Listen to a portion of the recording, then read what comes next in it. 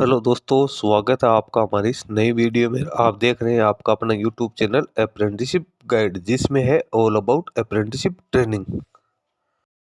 दोस्तों, आज के वीडियो में हम बात करेंगे power grid corporation of India limited यानी पीजीसीआईएल की ओर से निकाली गई इंजीनियर कैडर की वैकेंसीज के बारे में। जी हाँ दोस्तों, पीजीसीआईएल की ओर से फील्ड इंजीनियर और फील्ड सुपरवाइजर के पदों के लिए वैकेंसीज निकाली गई, जिसमें जिन कैंडिडेट्स के पास इंजीनियरिंग डिसिप्लिन में डिग्री है या डिप्लोमा है वो कैंडिडेट इसमें अपना एप्लीकेशन फॉर्म है वो सबमिट कर सकते हैं। दोस्तों, ये भर्ती है, ये फिक्स टर्म कॉन्ट्रैक्ट बेसिस भर्ती है, तो इसमें कैंडिडेट को लेकर इसमें काफ़ी अच्छी पे स्केल मिलने वाली, सैलरी इसमें कैंडिडेट को काफ़ी अच्छी मिलने वाली, वर्क एक्सपीरियंस भी मिलने वाला। तो सबसे पहले तो अपने इसके नोटिफिकेशन पे चलेंगे और जानेंगे कि क्या क्या एलिजिबिलिटी क्राइटेरिया रखा गया है। दोस्तों, अप्रेंटिस ट्रेनिंग और टेक्निकल सरकारी जॉब्स की लेटेस्ट अपडेट पाने के लिए आप हमारे चैनल को सब्सक्राइब कर ले, बेल आइकन पे क्लिक कर नोटिफिकेशन ऑन कर ले, ताकि वीडियो के माध्यम से आप तक सारी जानकारी पहुंचती रहे। दोस्तों, आप हमारे टेलीग्राम चैनल और व्हाट्सएप ग्रुप को भी ज्वाइन कर सकते हो, जिसका लिंक हमारी वीडियो के डिस्क्रिप्शन बॉक्स में अवेलेबल है, जिस पे भी मैं आपको लगातार अपडेट देता रहता हूँ।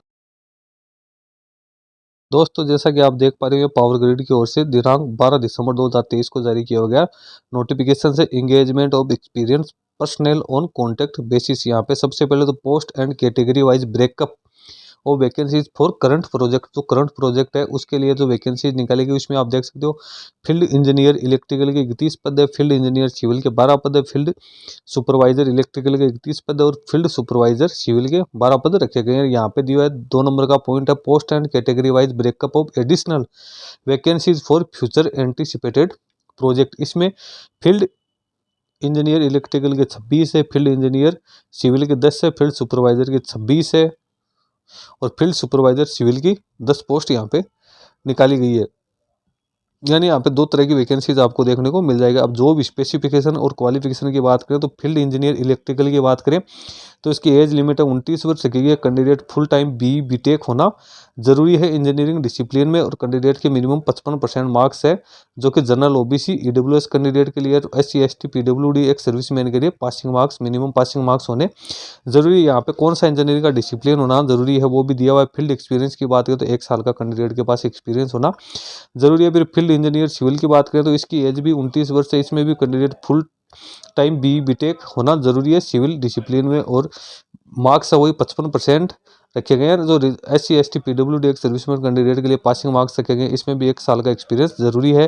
फिर फील्ड सुपरवाइजर इलेक्ट्रिकल की एज भी 29 वर्ष रखी गई है, इसमें कैंडिडेट के पास फुल टाइम इलेक्ट्रिकल डिसिप्लिन में डिप्लोमा होना जरूरी है। इसमें भी जो मिनिमम मार्क्स वो 55% है और जो SC ST PWD एक सर्विसमैन कैंडिडेट के लिए पासिंग मार्क्स होने जरूरी। इसमें हायर क्वालिफिकेशंस वाले है वो अप्लाई नहीं कर पाएंगे। जो डिप्लोमा कैंडिडेट्स के लिए जो वैकेंसीज निकाली गई, फील्ड एक्सपीरियंस की बात करें तो इसमें भी पोस्ट क्वालिफिकेशन 1 साल का एक्सपीरियंस होना जरूरी है। उसके बाद में बात करें आगे अपन फील्ड सुपरवाइजर सिविल की, तो इसमें फुल टाइम डिप्लोमा होना जरूरी है सिविल इंजीनियरिंग में 55% मार्क्स के साथ और SC ST PWD एक सर्विसमैन कैंडिडेट है वो कैंडिडेट इसमें पासिंग मार्क्स होने जरूरी है। इसमें भी हायर क्वालिफिकेशंस है वो नहीं रखी गई। पोस्ट क्वालिफिकेशन एक्सपीरियंस की बात है तो कैंडिडेट के पास 1 साल का एक्सपीरियंस होना जरूरी है। फिर यहाँ पे कंपनी सेक्रेटरी की भी पोस्ट निकाली गई है, जिसकी एज 29 वर्ष होनी जरूरी है, जिसमें भी 1 साल का एक्सपीरियंस होना जरूरी है। कंपनी सेक्रेटरी का जो एसोसिएट मेंबर है वो होना जरूरी है। अब यहाँ पे कंपनसेशन और बेनिफिट्स की बात करें तो पोस्ट ID 361, 62 और 65 है,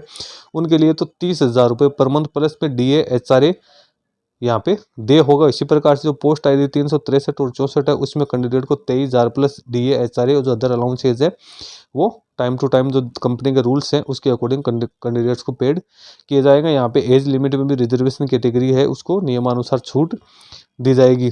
उसके बाद यहाँ पे इंपॉर्टेंट इन्फॉर्मेशन ये है कि जो कैंडिडेट जो इसमें एप्लीकेशन फॉर्म भरेंगे उन कैंडिडेट का नेशनल स्किल रजिस्ट्री NSR जिसका लिंक किया दिया उसके ऊपर कैंडिडेट को अपना रजिस्ट्रेशन करना जरूरी है। इसके बिना आप एप्लीकेशन फॉर्म वो सबमिट नहीं कर पाओगे। सिलेक्शन प्रोसीजर की बात करें तो field engineer and company secretary है उन कैंडिडेट्स का को इंटरव्यू के आधार पर सिलेक्ट किया जाएगा। यदि ज़रूरत रही और कैंडिडेट्स की संख्या ज़्यादा होगी तो स्क्रीनिंग टेस्ट है वो ऑर्गेनाइज किया जाएगा, जो कि 1 घंटे का होगा और इसमें 75 नंबर के क्वेश्चंस आएंगे, जिसमें कैंडिडेट को 40% मार्क्स प्राप्त करने जरूरी है, रिजर्वेशन कैटेगरी को 30% प्राप्त करने जरूरी है। इसी प्रकार से जो फील्ड सुपरवाइजर है उनका स्क्रीनिंग टेस्ट लिया जाएगा, जो 1 घंटे का होगा, जिसमें 50 क्वेश्चन आएंगे। टेक्निकल नॉलेज का एप्टीट्यूड टेस्ट है वो 25 नंबर का रखा गया। मल्टीपल चॉइस वाले क्वेश्चन होंगे। इसमें अनरिजर्व कैटेगरी के लिए 40%, रिजर्वेशन कैटेगरी के लिए 30% मार्क्स प्राप्त करने जरूरी है। फील्ड इंजीनियर कंपनी सेक्रेटरी का जो इंटरव्यू है वो होगा, जो ऑप्शनल है। यदि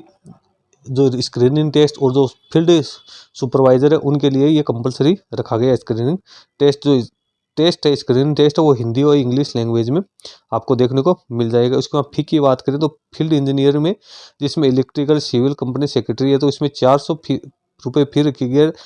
फील्ड सुपरवाइजर की बात करें इलेक्ट्रिकल सिविल की, इसमें 300 रुपये फी रखी गई है। कैंडिडेट जो अप्लाई करना चाहते हैं वो उनको सबसे पहले पावर ग्रिड की ऑफिशियल वेबसाइट www.powergrid.in के ऊपर जाना है। उसके कैरियर सेक्शन में जाना है, फिर एम्प्लॉयमेंट अपॉर्चुनिटीज में जाना है, उसको रिक्रूटमेंट रीजनल रिक्रूटमेंट में जाना है, वहाँ पर northern region Delhi recruitment select करना है, जहाँ पे आपको इसका ऑनलाइन एप्लीकेशन फॉर्म भरने का लिंक है वो दिखाई दे जाएगा। वहाँ पे आपको क्लिक करके जो अपने valid email ID mobile number enter करते हुए सारी डिटेल्स और जो डॉक्यूमेंट्स है वो अपलोड करने हैं। उसके बाद में जो फी है उसका पेमेंट कैंडिडेट्स को करना ज़रूरी है। उसके बाद कैंडिडेट जैसे इसमें एप्लीकेशन फॉर्म सबमिट हो जाए उसका प्रिंट आउट निकाल के अपने पास रख सकते हैं। इसमें ऑल इंडिया के कैंडिडेट है वो एलिजिबल है, जिसकी एज 18 वर्ष से ज़्यादा है, वो कैंडिडेट्स में अपना एप्लीकेशन फॉर्म वो सबमिट कर पाएंगे। अब यहाँ पे इंपॉर्टेंट डेट्स की अपन बात करें तो इसका ऑनलाइन एप्लीकेशन फॉर्म हो 12 दिसंबर से लेकर 18 दिसंबर 2023 तक भरा जाएगा, और जो कट ऑफ डेट है वो भी 18/12/2023 रखी गई है। Date of interview screening test है तो वो बाद में सेपरेटली आपको